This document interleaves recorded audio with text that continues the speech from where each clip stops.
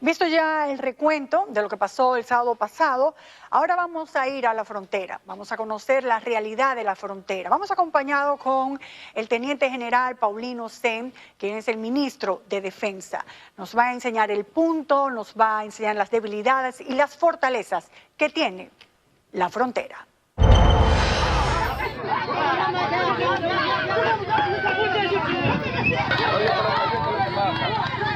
Que un dominicano, la dominicana le prestó un motor, la razón por la cual yo no sé cuál es.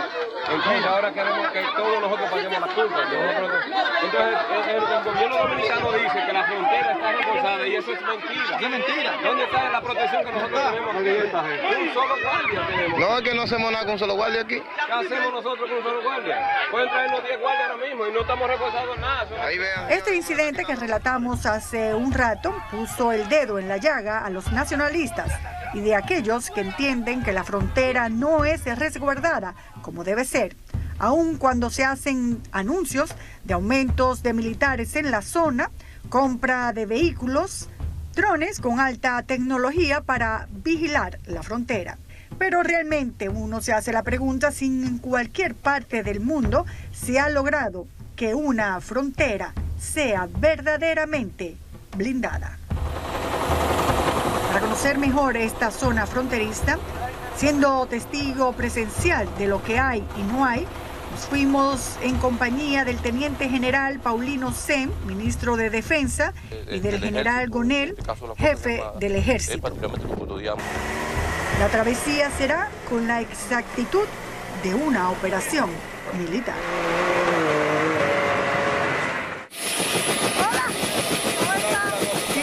A Pedro Santana, nuestro primer punto. Aquí se encuentra un edificio de vigilancia militar hecho por Trujillo.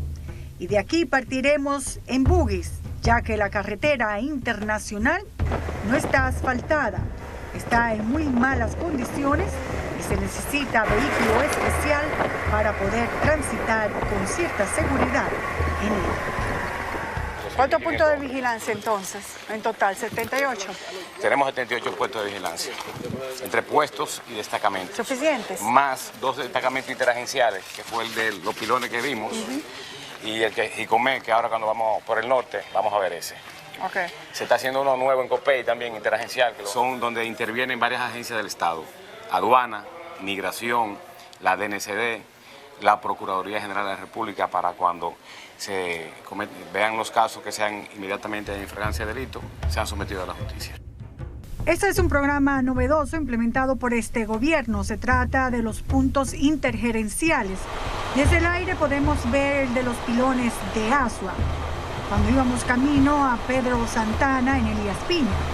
Este otro está en Jicomé, en Mao, donde ciertamente se ve un centro moderno construido con furgones, aire acondicionado, sillones cómodos, buena cantidad de luz, y están varios estamentos del Estado como la Procuraduría, la Policía, la DNCD, Migración, Aduanas y hasta una cárcel pública para los haitianos que entren ilegales. Los visitantes extranjeros que llegan en autobuses son requisados por aduanas y chequeados por Migración. Es un centro completo y moderno, donde también se tiene pensado construir 2 en los otros puntos importantes de entrada desde Haití a República Dominicana.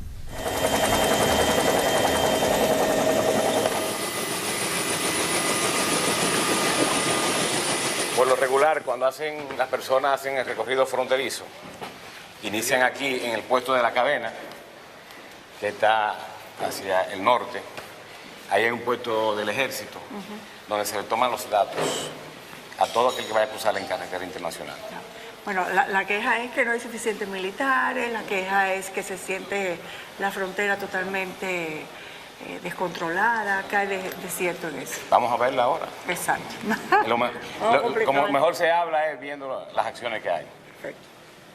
Dime, Calcaño. Preparados ya para salir unos buggies por el recorrido que vamos a hacer.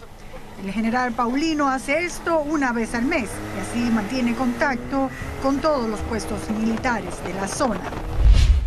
Iremos desde Pedro Santana, cruzaremos el río Artibonito, llegamos a Los Cacaos, el primer fuerte militar, luego al Corte, Sombrero, Palmilla, Guayajayuco.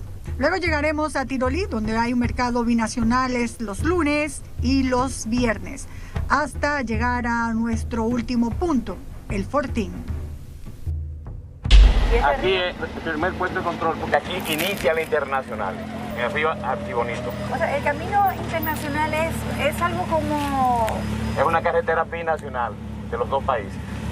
Pero no hay carretera como tal, es un camino vecinal. Es un camino, sí, que se hizo en el año 1929 cuando se hizo la frontera y se marcaron los bordes, tanto de República Dominicana como de la República de Haití. ¿Cómo cuántos metros? Tiene 55 kilómetros. 55.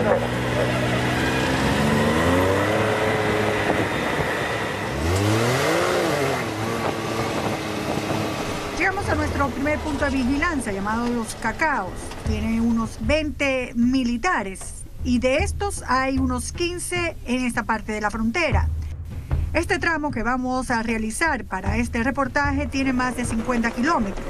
En ambos lados se ven los matorrales, los paisajes, el polvo y sobre todo que gran parte del camino está totalmente desolado. Este es el primer puesto, se llama Los Cacaos. Fueron de los puestos que se construyeron entre 1929 y 1930, cuando se inició la carretera internacional. Allá hay un mercado haitiano que se hace todos los lunes y los viernes con el pueblecito de Haití, que es una comunidad haitiana. Esa parte de la frontera, esa parte ¿cómo es se haitiana, llama? eso es Haití. ¿Pero cómo se llama esa parte? Cacao también. Cacao. En este puesto militar está el proyecto Fundefro, que es una combinación de esfuerzos entre las Fuerzas Armadas y los empresarios dominicanos.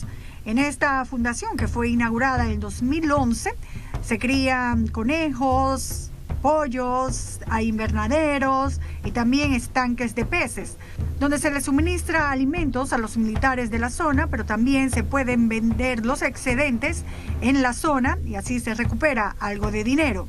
El proyecto fue muy ambicioso. No sabemos si ha logrado su cometido. Vamos a aclarar un poco lo que la gente y uno piensa que es la frontera, que uno piensa que es Jimaní, Dajabón y los cuatro... Piña y Pedernales. Pero entre eso y eso hay mucho espacio. Claro. En ese espacio, ¿qué es lo que hay? ¿Hay militares suficientes? ¿No hay militares suficientes? Tenemos militares, pero a partir del año 2013 el presidente ha aumentado la capacidad operacional, porque ha enviado, aparte de los militares, equipos de transporte, como motores y camionetas. Ahora, en el año 2016, se inició también con el tema de los drones. En el 2016 inicia el proyecto de los drones, comprados con tecnología israelita, ubicados en zonas específicas para momentos de vigilancia y focalizada, por ejemplo, en los mercados de Dajabón y Elías Piña, y en alguna denuncia que se reciba en una determinada situación. Esta es una de las demostraciones que nos hacen para explicarnos cómo funcionan. Nosotros nos movemos periódicamente a lo que son los servicios de informaciones. Cuando se genera alguna información, se hace el levantamiento, que se crea lo que es el informe de inteligencia. Entonces, basado en el informe de inteligencia, donde podemos identificar diferentes focos de calor en la frontera, entonces nosotros nos dirigimos, nosotros hacemos una vigilancia previa. Entonces, le damos ese producto a lo que es el Ejército Nacional, al mismo J2, al mismo CEFRON, para que en esos puntos críticos focalicen lo que es la vigilancia y lo que es la patrulla. Pero los drones no te previenen a ti cualquier tipo de protesta, porque una protesta es algo espontáneo que hacen los ciudadanos haitianos.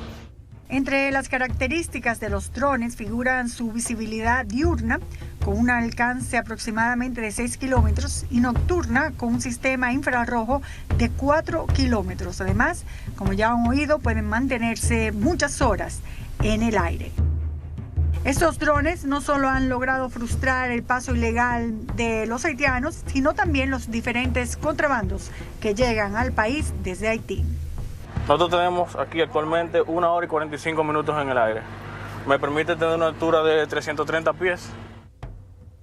Volvamos a esos espacios, Entre cada una de las provincias donde hay mercado binacional.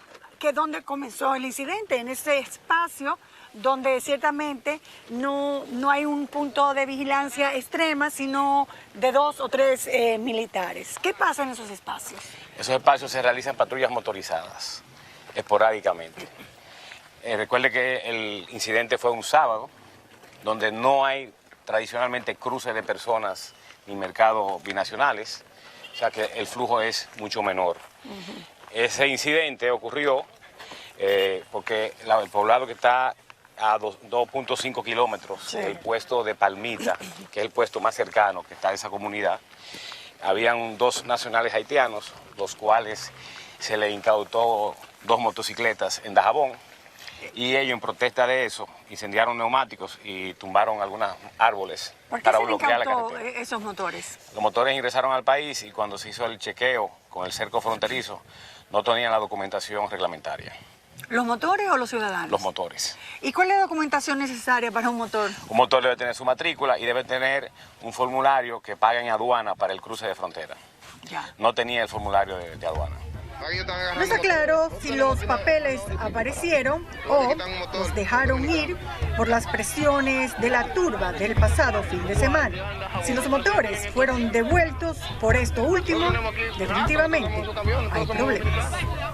A veces muchas personas piensan que como es natural, en estas zonas tan alejadas donde se puede cometer tropelías de ambas partes, hay la idea de que los haitianos están ya cansados de un cierto abuso, tal vez militar, de expropiación de motores, de maltratos, y que por eso reaccionan así. Usted sabe que lamentablemente en la parte haitiana, más en la frontera, no tenemos un interlocutor oficial. Solamente nosotros, la parte militar y algunos pues, de los pobladores de la zona, interactúan con la parte militar, que son los líderes, pero autoridad oficial no hay. Entonces no hay un puesto de policía, no hay un puesto de seguridad fronteriza de ellos, si no interactuamos con personas, entonces eso crea los conflictos. La mayor parte de la zona solo se ven los militares dominicanos. Del lado de nosotros, del lado de los haitianos, se han insertado pequeñas o medianas comunidades al borde de la carretera internacional, violando así la zona de amortiguamiento que debe existir para ambos países de unos 15 metros. Hablar de la frontera desde una confortable oficina es fácil. Lo difícil es ir a ver, palpar el bosque seco, sentir al soldado apostado allí con poca comodidad, poca sociabilización. También ver la pobreza de la zona, cómo viven los haitianos. Es un viraje total de lo que uno puede pensar, lo que es la verdadera frontera. Al Estado Dominicano le cuesta mucho mantener la frontera. De hecho, somos tan poco conocedores de eso, pero se habla de unos 50 millones al día. Eso es demasiado dinero. 50 millones al día de la frontera. Ajá. ¿Pero en sostenimiento de qué? Sostenimiento de todo, de los militares, de la infraestructura, de la estructura. Bueno, imagínense, tenemos alrededor de 6.500 militares en la frontera. Si usted le pone un costo de alimentación, de sueldos, de transporte, creo que 50 millones no hay dinero para eso. Recuerde que los militares son los que siempre han defendido nuestra patria. Son la única persona que se ha mantenido aquí desde el año 1929, con estos campamentos que tenemos aquí detrás, intocables. Si usted puede ver la frontera hoy, puede ver que los diferentes pirámides nunca han sido tocadas. Okay, cuando usted ¿Y habla quiénes de la preservan? No es la población dominicana, son los militares, son los 6.500 militares que tenemos en la frontera que han defendido esta patria. Bueno, se supone que una de las condiciones y de los hechos de los que los militares están es para garantizar nuestra soberanía. Eso es una de sus principales funciones, ¿no? Ese es nuestro objetivo y eso es lo que hemos hecho mientras Fuerzas Armadas hayamos tenido y vamos a seguir teniendo. La dominicanidad es la principal vena que tiene el militar. Mantener estos 388 kilómetros de frontera le cuesta al Estado mucho dinero, esfuerzo y sobre todo delicadeza política para evitar escándalos internacionales. Hay que recordar que el Ministerio de la Defensa ocupa el 5º lugar en el presupuesto nacional. Para este año 2018 su presupuesto es de 29.834 millones. De ese dinero, el 60% del presupuesto del ministerio se destina, según ellos, a la frontera, lo que contabiliza para este año la inversión de unos 17.900 millones de pesos. Muchos insisten en que hay que desplegar más militares en la zona y posiblemente tengan mucha razón. Hay que construir más puestos de vigilancia también, lo que hará que aumente significativamente el gasto de la frontera al país. La utilización de solo 6.300 soldados para la línea fronteriza no está acorde con los más de 58.000 militares activos que hay en las Fuerzas Armadas, lo que representa un 10% solo de la totalidad de los militares. Ahora nos preparamos para ir al otro puesto militar, el corte. Camino se ven algunos motores militares y nuevamente solo el paisaje. Aquí entonces, ¿cuántos militares hay? Aquí hay 12 militares más el cerco fronterizo, que son de 3 patrullas motorizadas más una patrulla de vehículos. Más esporádicamente traemos el dron. ¿Ese lado de ahí? Eso es haitiano. O sea, donde están esas personas en ese momento es Está en Haití. Si cruzan a la carretera... Toda esa población toda es la población haitiana. es haitiana. Es un asentamiento que hicieron una ONG canadiense. Hablamos con la comunidad de haitianos. Supuestamente viven unos 800 de ellos y tienen hasta una escuela. Algunos no hablan español y otros lo niegan. La pobreza es evidente. ¿Quién habla español? ¿Usted? Sí. ¿Cuál es su nombre? Maquilé. Maquilé, Sí. ¿hace cuánto vive usted aquí? Por muchos años. ¿Cuántos años? Del 1965. estoy aquí. ¿Vive usted acá? Sí. ¿Y qué hace aquí? Bueno. ¿En qué vive? ¿De qué vive? ¿Qué vivir? Uno vive en agricultura, trabajando, pasando miseria, en Cunuco, sembrando su matica. A veces llueve, a veces que no llueve. ¿Cuántas familias hay aquí? Tiene muchas familias. ¿Cómo cuántas? ¿No saben? Yo, para mí, solo tengo 17 familias. 17 familias. Aquí hay una ONG, una canadiense que los ayuda. No, nosotros no tienen ninguna ayuda. Ah, Ninguna. pero pensé que había una ONG No, canadiense. ¿No? No, ninguna ayuda no hay. Ok. No hay. ¿Quién le construyó la casa? Ese se llama Fondepú, de aquí, ¿Es la fundación? en la fundación. ¿Cómo se llama la fundación? Fondepú. ¿Le construyó la casa y ya? Sí, ya. Ok, perfecto. Sí. ¿Los niños tienen escuelas? Sí, hay muchos que tienen la escuela, hay muchos que no pueden, la familia no ¿Y tiene la escuela capacidad. dónde está? Ahí mismo está la escuela, Ok. allá adelante. La carretera internacional o el camino vecinal internacional se mantiene para el tránsito comercial sobre todo. Y como toda carretera internacional tiene sus regulaciones en los tratados que se hacen internacionalmente hablando. Hicimos nuestro ejercicio de caminar entre los dos países en menos de 3 segundos. Así es la frontera. Aquí estamos en territorio haitiano. Caminamos. Aquí, carretera internacional. Territorio binacional. Territorio dominicano. En el camino se pueden ver asentamientos de 2 o 3 casas de haitianos. Si tú crees que es necesario que en esta zona se construya un muro, ¿Y cuál es su opinión? mi opinión entiendo que no. Esta zona es inhóspita y no hay forma de que nadie cruce por aquí. Aparte de que la Fuerza Armada tiene el control de la carretera internacional total. Ok.